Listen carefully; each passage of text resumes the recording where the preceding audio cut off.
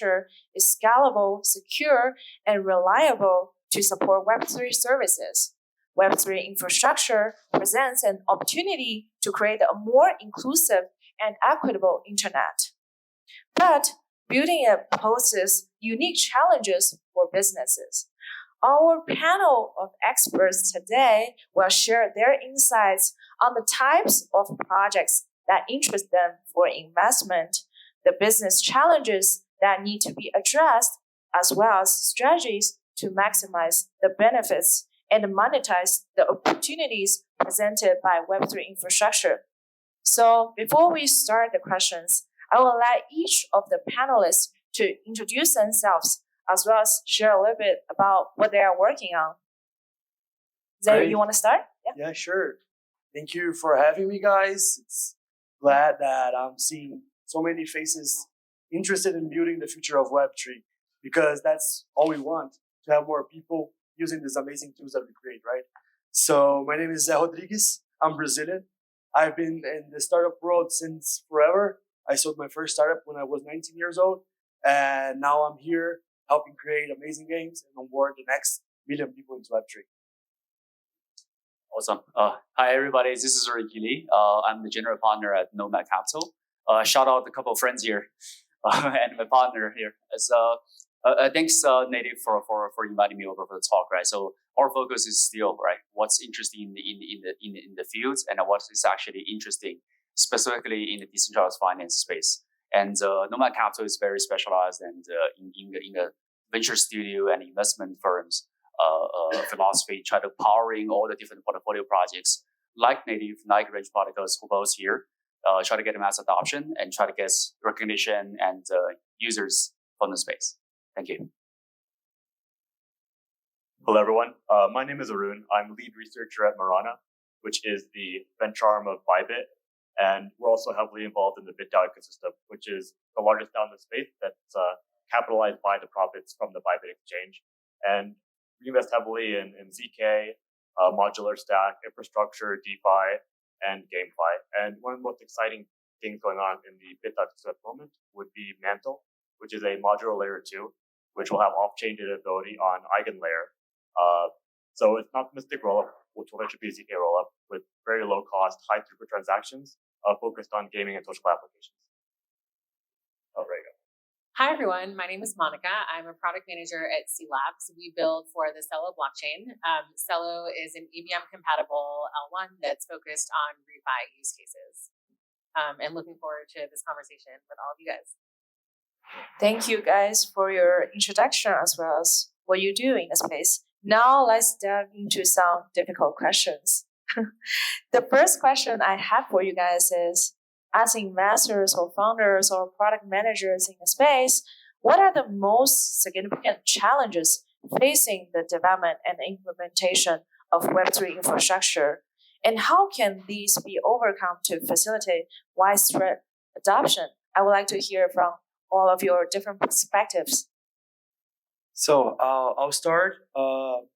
Building games right now for Web3 is very hard because the last generation of games made us look bad in the eyes of the billion of gamers all over the world. So we're talking about this gigantic barrier that one generation that was more focused on making money and trying to help people make money than entertain, created between us and this market that we don't even scratch. We don't have 1 million daily active users right now in gaming, Web3 gaming, and this is the barrier that we want to break. So right now, that's the biggest problem for us. The market became skeptical about the quality of what we do. So breaking that means we need to educate, but also deliver in quality. So I have a friend that always say that education not only solves this problem, so doing does. So this new feature of people creating things that are easy to use, easy to onboard. Literally, no one really wants to have. You have to go to 7 steps to play a game and to have fun. So that's the thing. We need to commoditize the blockchain, and by doing that, we're doing it and making it available for literally everyone. One follow-up question: when you say education for the users, From a gaming project's perspective, what exactly are the education content? On gaming, it's limited because what we really want is to entertain. But the entertainment arm, when the people is holding their assets, if they're owning their assets, it's important for it to educate on what he can do on that. So it's more on a base-to-base type of education than on a macro education. But everything needs to be correlating to what can you do to the assets that you now own. Because the Web2 guy, he's not used to that. So right now, he can, giving an example on our game, this is a bit of a kudos to us, but we have this integration in our platform that players can sign their transactions inside the game itself. So he might not even know the game is blockchain, but he knows that there's this cool feature. When he likes his friend's costume inside the match, he'll be able to acquire that. So we're doing that, and now this guy owns the NFT, and we need to tell him and educate him on what can he do with that. So I think that's one step further into getting into this one. Great, thank you for sharing. Do you want to go next, Ricky? Sure. Hello. Hi, yes. I think it's a great question, right? So like everybody's sort of like thinking about it. I think everybody here at least, why don't we have mass adoptions yet? I would like to put this into an analogy of like, say, cars, right? So it's like if you want to drive a really fast car, and car can carry a lot of people, have great performances. You need everything, right? It's like you need a great engine. You need great manufacturers to make the chairs, to make the steering wheels and everything. We are here right now. It's very, very early on. I think we have a great engine, which is a blockchain, and powers through a lot of things. But in the meantime, I think our user experience and other modules that actually can make the car go really fast and go really stable, it's just not there yet. I'm a trader, so I'll take financials as an example. Trading experience right now, right? Everybody trades on Binance, Uniswap. Hopefully nobody did on FTX, right? Everybody is trying to do that in a very similar way as you're doing in the traditional finance. And that's not the purpose of us doing Web3, right? We want to do something that's different. It's democratized, and the user experience that actually everybody's comfortable, everybody has ownership. But do we have the tools yet? Probably not, right? My favorite project is still Uniswap, right? So I'm going to bash on it, right? It is great. It is a great way of one step closer to trading experience, more easier, more trustworthy. But we're not done yet. We need something even better than that to making sure that we can drive mass adoption. So that's also like my understanding. We need everybody to chime in together to make sure this thing really works. When you say we need something better than Uniswap, like what exactly are you referring to? Like what? Maybe just a general direction or the top problems. Okay, I know that's my cue. Full disclosure, Nomad Capital led the investment round for Native. So in my very, very narrow, biased opinion, Native is better than Uniswap. But truth being taken is right. I think Uniswap solved a really good problem, which is how do we provide a trustworthy pricing models that relies on nobody else. And they did that, achieved that, and it brings really, really good use cases for that. But it has not solved another problem, which is how do we actually price risk, right? Because X times Y equals K is a pricing model, but it's in no way a good pricing model or universal pricing model for everything. What Native does is be able to provide the flexibility to choose different pricing model that suits their assets, and in the meantime, to bring the professionals or the market makers onto the platforms to provide expertise in an option pricing model to make it even more efficient. It's a combination of the both. It's a combination of the best of the both worlds.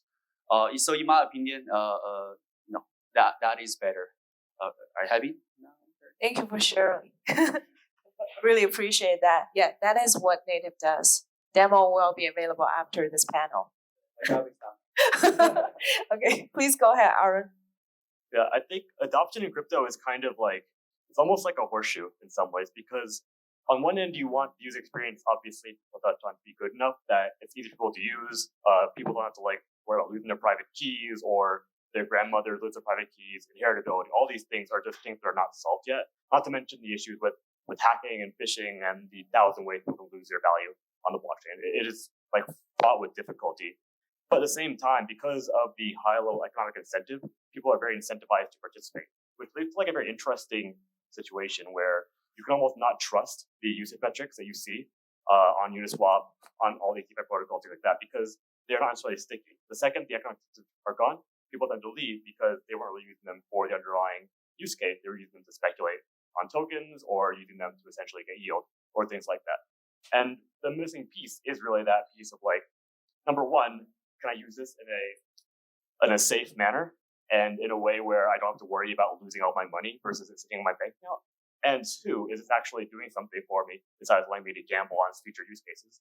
And those two things need to be solved, I think, before we can bring in the masses. And I think that's what we're going to spend a lot of time working on over the next 3 to 5 years. And we're seeing a lot of innovation across, wallets, abstraction, social contract. That's that first problem. And second problem, there are a number of emerging areas of product market fit, such as micropayments, GameFi, regulation, coordination games in privacy-preserving ways, particularly ZK-DID and things like that. And of course, scalability, making sure that the underlying infrastructure can handle the load we're going to place on it in the future. Yeah, one follow-up question is you mentioned about in the crypto or Web3 space, people are always incentivized to do something, no matter you're making a trade, playing a game, buying an NFT. Do you think that will be the long-term trend?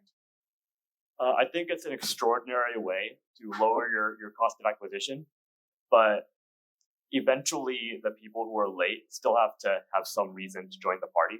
And if it's just a speculate on the future use case, it's just a Ponzi scheme. Thanks. Okay, your turn, Monica. Yeah, I agree with everything that you guys just said, but maybe to frame the question a little bit differently, the way I think about it is in 3 parts. I think the first challenge are really good on and off ramps for Web2 developers to become Web3 developers. And I think the more friction there is in that process, the harder it will be for great developers to be incentivized to build in Web3. But for the ones that do make it over, I think having really great dev tools is also critical to make it like a good experience, easy to develop. I think that lets developers focus on solving the problems and not like the boring, like nitty-gritty process of like getting an app up and running. And I think lastly, interoperability is super important. If there are lots of devs who are building lots of apps on different chains, right now the user segments, the liquidity is pretty fragmented. So having easy ways to share liquidity access and even users across chains, I think will make a big difference. Yeah. So you mentioned about ramping Web2 developers into the Web3 space. Do you have any good advice for the project founders here to like how to attract like Web2 developers, or systematically like what kind of tools or what kind of technology should we build to help that happen? Yeah, that's a great question. I don't know that I have a good answer for that, but I agree with what a lot of Ruben said around there being friction with like private keys, wallet addresses. I think a lot of it is not super user friendly. So I think that's one area that I would love to see improve over the next few months or years. Thank you. Let's move on to our second question. Now we are talking about benefits. What are the main benefits that Web3 infrastructure can bring to end users? And how can we communicate these benefits to the wider audience? We don't just want to share the benefits internally. We're just talking to us every day, right? I see all the old faces. I'm kind of tired of that. I'm just joking. But you don't want to communicate to the average users the benefits of having like using the Web3 infrastructure. And we're gonna start in the middle. Aaron or Ricky, who wants to take the question first? Okay. So essentially, what are the benefits of Web3 to average people? Yeah. I think there's a lot. I think one thing that Web3 seems to be really good at is bootstrapping communities. We've seen quite a bit of that in the NFT world, even in the token world. People, they buy into something, they have to take ownership in it, and they feel incentivized to take care of it and to spread it to everyone around them. And I think that's something that is tremendously exciting and not something that's specific to, let's say, gaming or DeFi, but really across all brands. Like we want to kind of eliminate these like monolithic monopolistic entities that kind of control everything and have a say and have the power of our lives. Instead, replace it with these like community cultivated sort of products that we ourselves have the ability to control, that we make sure are safe and easy for us to use. And this sounds like very like pie in the sky utopian, and also very abstract. Maybe I'll bring it a little more concrete. But I think in general, like in any situation where you have high amounts of value and you want to minimize bias, you want to increase people's coordination. I think there is a place for a Web3 based solution to exist. And more concretely, in gaming, Vitalik doesn't want his World of Warcraft character to lose his items. In socialization, you don't want like Facebook to own your data. You rather own your data and be able to tell people pay you for your data and also know when it is being shared and how it is. Even in governments, like putting code in control of like who gets visas, putting code in control of, maybe even like eliminating bias in courtrooms, things like that. I think that, yeah, I'm kind of rambling, but I think Web3 could be everywhere. Okay, that's great. Do you want to add on to his comment on the gaming side? Yeah, I couldn't agree more with what he said. To be honest, we're seeing value in digital assets since 1989. So this has always been the natural selection, the natural constants of the things that we have already been doing since that time. So Vitalik created Ethereum because of it. And the only guys to blame for the Web2 community hating us are us, So we did shitty games, pardon my language, but we did bad things. We did things that harm people. We did things that made people a lot of money. So it's a rebuilding time. We need to rebuild trust. We need to rebuild the aggregated value. Because to be honest, as a gamer myself, I would never see value in an Axie or in whatever other thing. So please, guys, don't bash. I'm just joking. No, but this will be a YouTube video out there. Okay. I'm just giving context into the value of NFTs in the real life, because for a scholar in the Philippines that lives off of the money out of the Axie is his life. But on the overall community of gaming, that doesn't add up. So we created this tool which is amazing that can save lives. But why can't we aggregate the value towards the other side of the community, So breaking this is the most important part, and is by rebranding our reputation. So how do you see a lot of large Web2 gaming companies, they start to tap into the Web3 space? I think it's really good that they're very slow, to be honest. Our whole fundamentals in our company is that we're seeing this gap, the same gap that happened when mobile started becoming a thing. So right now, if you open your app store, you see FIFA, Call of Duty. These guys weren't there 10 years ago.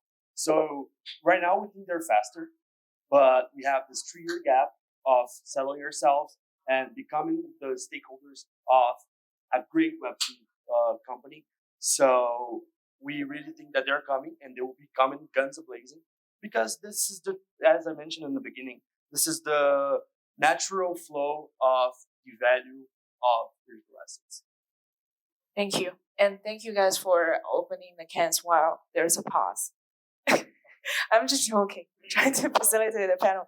Your turn, Ricky. Yeah, your joke sucks. Okay.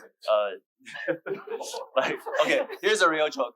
I'm a finance guy. I'm very practical, right? So I think the benefit for everybody should be tangible, right? So I used to run a trading company for about 4 years now. So I'm gonna quote all my best traders when my clients ask us, what's your strategy? I always said my strategy is sometimes buying the token low, and sometimes setting those same token high. It's a flawless strategy, and he actually said that to the client. True story. Some people are already laughing here, my old colleagues. But guess what? That actually resonates with the clients, because in the client's perspective, that seems the right thing to do, right? Making money for the clients. Same thing for the Web3 space or what we're working on. What is going to be the real benefit to people that are actually in the space? I would still say, tangible financial benefits, ownership, right? And I'm going to use Uniswap and what Arjun was saying about incentives, right? A lot of reasons why we have a DeFi summer is because DeFi summer is the first time ever, right? I think we have something of equity value. I hate to see it. I assume there's no SEC people here, right? So it's like something of a tangible equity value that is distributed to normal people in a way that nobody has done before, and in a way that's fair, right? And that people enjoy these tangible benefits. and that actually brought us the entire DeFi summer and the entire circle of a bull market. So I think that's something I think is of a great value and it resonates with myself as well. Okay, follow-up question. Can you drop some alpha for us? When's the next DeFi summer, super summer? Okay. I already did. Guys, buy low, sell high. That's the trick. Keep doing it. You will be fine. Okay, I think we all manage the tricks, right? Let's make money today, right now. Monica, your turn. Okay, my joke sucks. I'm sorry.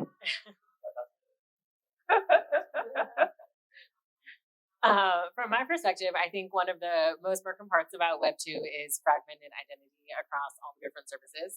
So that's something I'm super excited to see Web3 solving and tackling. Being able to control your identity, what you share, how that data is shared is something I would love to see. And I think to the part of your question about how do you communicate that and make sure people take advantage of all these features, I think focusing on solving the problem and like the user pain points really is how you build the best products. And if you're solving the problem well, people will use it. As the product manager, what's the trick to build the best product in Web3? Just one suggestion for all the product managers in the space. Yeah, I don't know if it's specific to Web3, but talk to all your users and ask them constantly what's painful about the process. Is what you're building solving the problem for them? Is there anything that you could be doing better? I think staying in touch with your users is definitely the number one. How do they stay in touch with their users? Well, the great thing about Web3 is that there are so many ways to do that. You can do it on Twitter, Discord, come to conferences like this. I find it much easier to do that in Web3 than in Web2 for sure. Thank you. You will be the first one to answer the next question. Yeah, in Web3, users will find you. Don't worry about it. They'll find you. Are you concerned about that? I mean, sometimes. I think everyone should be. Okay. Next question. Now we talk about the challenges and the main benefits that Web3 infrastructure may or are already bringing to the users. Let's talk about new business models and revenue streams. So what new business models and revenue streams could emerge from the adoption of Web3 infrastructure? And how can they be monetized effectively? Monica? Sounds good. There are two that are really exciting to me. The first is having the owners of smart contracts collect a transaction fee every time someone interacts with them. I think that's a great way to incentivize more people to build in Web3 and also enable the creation of public goods. And the second one is around loyalty rewards. So if you make a transaction with a merchant, being able to stream rewards every time you transact instead of in bulk at the end of like a certain time period, or even getting a token that can be redeemed for a specific set of goods, I think is super exciting. So in terms of loyalty rewards, right? Maybe people are going to say, oh, we already have a lot of royalty points or assistance in the Web2 world. Why should we use Web3? Is this something new? Like, why is it new? It's not new, but I think the experience could be much better in Web3. I think right now with any Web2 loyalty service, you collect like points or, I don't know, tokens or something else that can be redeemed in bulk at a later time for like a very specific set of goods, but you could have the option to just get cash back instead of these kind of artificial loyalty points.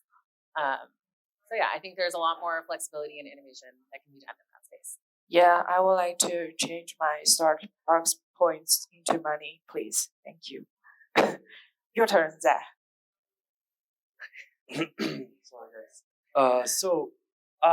To be honest, I am always excited about things that are easy. So right now, I think off-ramping is very bad in the current situation. If you're not a US citizen, off-ramping is awful. So I'm Brazilian, and every third world country wants to get rid of their current currency and be exposed to USDC or to the dollar or to the USDT. So I'm excited for things that work. So in Brazil, we have this payment method that's called Pix. Pix is based off of crypto. So it's an instant interaction between two bank accounts. So if you want to send me 10,000 reais, you can do it in no time, 3 seconds it takes. So I think easy. If this was based off crypto, where is this product out of crypto? Why cannot get off of USDC to pay my bills or whatever? So I really think that easy is the way to onboard more users. And speaking from the gaming side, I really think we already have the infrastructure to onboard a lot of players. So I think is more on the side of we have this amazing thing in our hands. We can do it. We can onboard players, and we just need a way to make it not hard for them to play it or to use it. And on the revenue streams, my favorite thing for that I really wish come to crypto is BNPL. So I don't know any protocol doing that, but I think that's super aligned to what I said of the easy. If I could buy a PS5 in 5 months with USDC, I would rather do it than do it on a credit card. So crypto BNPL for me would be the mecca. So for you're building a gaming, like Web3 gaming product, right? How do you make it sustainable? Because we just talked about revenue stream, right? So games the games have been making money since 1999 when the value of digital assets arise. So this doesn't change. It's exactly the same thing. We have this people that want this, and the game can provide that. So you give people pay for it, and it is. Gaming monetization is something that's always will be the same. We have games that make $50 million a month only by selling cosmetics, and this is something that hasn't come to Web3. I don't see any Web3 games saying they make $50 million a month. So instead of us looking for new revenue streams, new monetization models, we can stick to what it works and focus on onboarding the players that will make us make that $50 million. Thank you. Now who want to? Okay, Aaron. Actually, I'll go first. So yeah, I think at the basic level, kind of like the prime revenue model is kind of proven out in crypto. And let me say this like sprints up to many other ones is kind of this model of okay, I own a token or an NFT, and that allows me to do one of two things. It allows me to some share of the value of whatever network or brand that token NFT controls, and it allows me to perform work in exchange for more value in the future. And this can show up in a few different ways. The first is NFT. I own a Bored Ape. I now have control over that brand, and I now accrue some portion of the value that people are showing to that brand. Like you get advertising potentially. You can. This is not quite emerged yet, but it will in the future. You can essentially like let people use your ape as part of their own brand, or you get airdrops, stuff like that, which is essentially just a form of the way of Bored Apes giving back based on royalties and growing the brand itself. The second is okay, this token I can put up as a stake. This allows me to perform some useful work with network. This is very common in proof of stake. It's a very novel methodology of revenue model that's I think very specific to blockchain or proof of work. The token in that case is more of a reward for doing orthogonal work. And this will I think generalize in the future as our network is more heterogeneous with modular stacks. Now you're no longer just doing like a single staking mechanism that you're validating and value execution and also secret network. You might be, for instance, getting some tokens in reward for generating knowledge proof. You might be doing in response for providing some data availability solution or for validating the base chain. And also you might have other ways to generate revenue, like with token gated models. People might hold a token that's like, okay, we get some percentage of the fees that this trading protocol or this, whatever does. Anyways, I think that's everything I have to say on that subject. Yeah. That's pretty comprehensive, but I have a personal question. Yeah. Do you own any NFTs? Or yes. Did you buy any NFTs within the last 3 months? I did not buy in the last 3 months, but I do own some. As you know, you see my Telegram. Yeah. Okay. Yeah. Mind sharing to the audience what you are holding now? I have an Azuki and some ladies. Okay, that's all I can help you guys with. Okay. But I do not support pedophilia. I just like the memes. Just clear. I am. Yeah. Okay. Yeah. We need to clarify that. Not financial advice. Yeah, I think that's actually a very loaded question, right? So like, again, right? So I think for us to answer the question, we can go back to the basics, right? So like, I think there's a lot of economics measures here, right? So economics one-on-one. How do you improve the overall society's GDP or capital efficiency or whatever, right? It's like either increase the productivity or increase the labor. So in my case is that if you really want to actually have revenue, and your revenue will be created from either one of these two sources. Other than these two, it's not possible, right? So productivity is very obvious that blockchain is a productivity tool that enables us to do a lot of things faster, easier, and cheaper, right? For example, forex transactions, right? You go to Singapore, you go to Brazil, you just want to use some local currencies, or you want to use some local currencies exposures. You do it on Ethereum. Some of those stable coins, you do that in about 2 minutes at tops, right? That's obviously much more efficient than 2 to 3 days of overseas wires, and that takes about 2 to 3 days to clear. And the labor thing is actually the part that I really want to talk about. That blockchain also tokens and DAOs, and really encourages a lot of people to contribute to this booming economy of Web3, meaning that everybody has ownership and has a way of contributing, just like what you're saying, right? So that everybody now can contribute to the governance of a lot of different DAOs, and those DAOs control a lot of different products, and those products in turn will reach certain usages, and those revenues will become back in the form of a token, in the form of equity, then flows back to the people who's using it. So in my perspective, I'm not talking about a specific revenue model, but I'm just saying that we're still pretty early on. We're not there yet. But in my view, in my tunnel vision is that we're increasing both productivity and also increasing the labor base for the entire space. I'm not going to be worried about. Like, who here remembers like back in many years ago, right? I'm much older than most because like people were questioning Facebook's revenue model. You guys remember that, right? You remember, right? There's a long time. Everybody, all the investors, like, hey, Facebook does not make any money. That sounds ridiculous right now. But if you look at it back then, I think Zuckerberg was struggling with like, how do we monetize this social network that a lot of people use this. I think we as a group, I'm not worried at all. I think the time will come and smart people will figure out a way to monetize it. But in my perspective, monetizing it is not really hard at all, right? The hard part is actually building the products that people use. So that's sort of like my view. So what do you think the end game of DAOs will be? Given the prices of all the DAO tokens, it's kind of very hard to say. I'm still trying to 100% believing, but I do think it does, as I mentioned, right, increase the labor of that formula we just mentioned.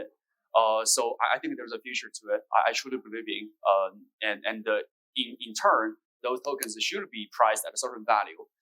Right now, it's just very hard to determine how those values should be priced at. Oh, yeah. This is all the help I can help you. And I think we're approaching the time limit. So I would like to open the floor to the audience. If you guys have any specific questions for our awesome guests here, this is your chance. Any questions? I love how doing my job is easier than yours, guys. Your job is the hardest, is making people happy, playing games. That's very hard. But you guys have to build all the infrastructure to those things. Just one question I have. I'm curious about this concept of infrastructure and whatnot. And I've heard somewhere in the panel mentioning it. Infrastructure really sit in the back end, really should take a notice that won't be utilized at all. I've seen a couple of examples of myself where that has started to happen, but I'm curious if you guys have any thoughts on any really good examples from companies or projects that have done really good job putting blockchain in the back end where it's not seen. Yeah, I think one example I think is really interesting is Reddit NFTs.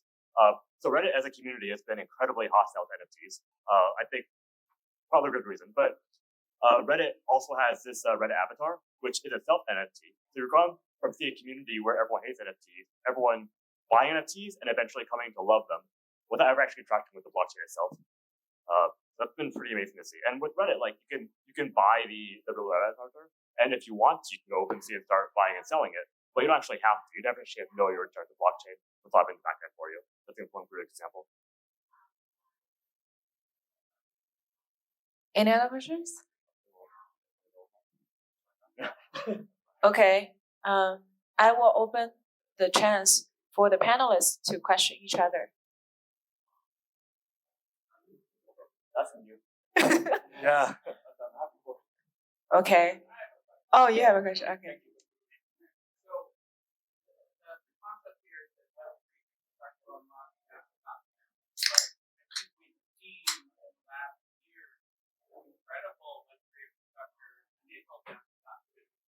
Yet here we are.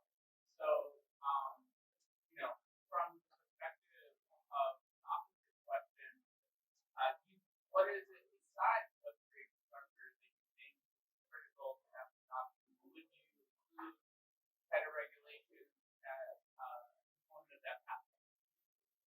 I have super quick point here. I think regulations is one, and I think this association with the bad stuff that happens. You know, there's scams everywhere.